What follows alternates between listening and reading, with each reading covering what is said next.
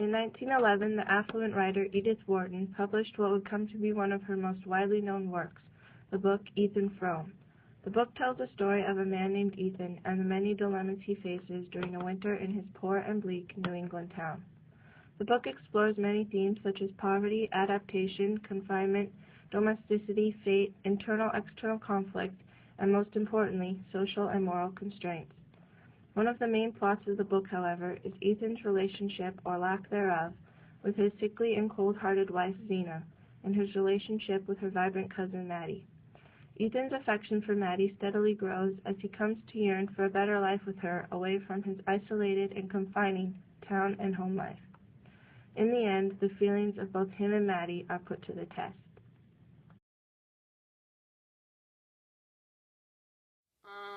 No, I think cheating is a violation of trust, so I think that any kind of cheating is wrong. It's never okay. I can't think of a single situation where that would ever be okay.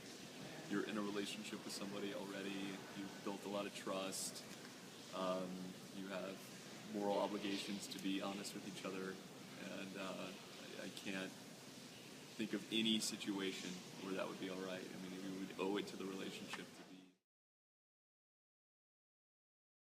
I think you can love your mom a different way than you love your boyfriend. No, because you'll always love like one person more than the other, like whether or not like you want to come to terms with that. Like I want to make a distinction between love as a feeling and love as a commitment. And when you are in a long-term committed relationship with somebody, that's, you're not going to love somebody else in that way. That's not going to happen. But love in terms of like a feeling, like a romantic feeling, like, oh, I feel, whatever about this person or that person, I could see that happening, for sure. I could see that happening. But that's like a fleeting kind of love that isn't as meaningful as long-term commitments with one another. That's a choice and a decision that you act on every day.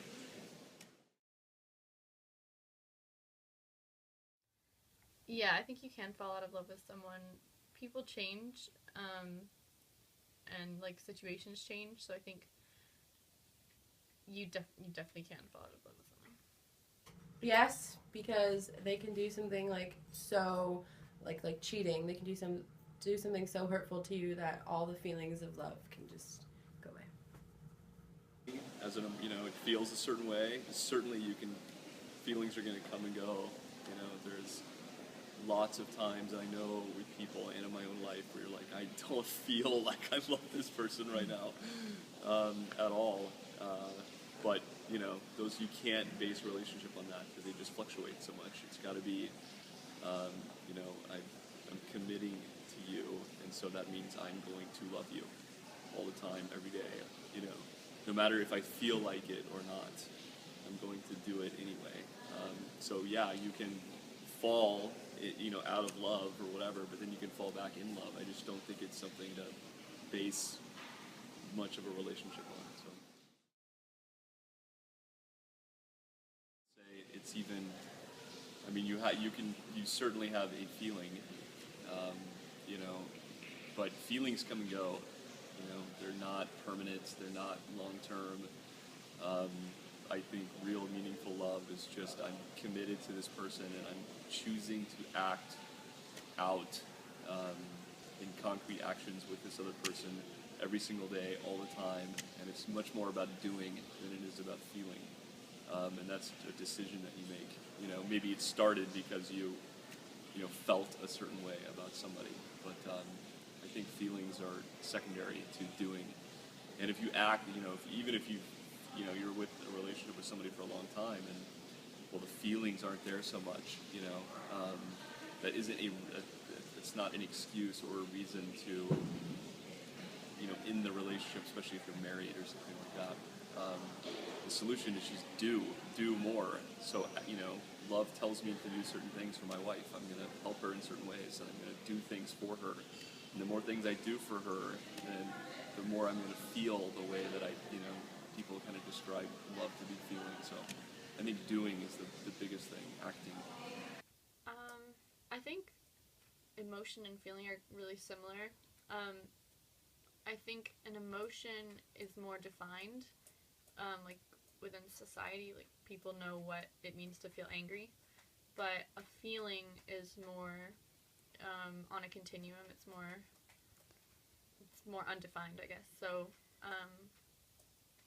yeah, I think love would be an emotion because I think people really know what it feels like to be in love. I would consider it a feeling because like emotions are more defined. Like you can feel happy or sad, but then like love includes happiness and sadness, so there's not as defined lines with that feeling of love.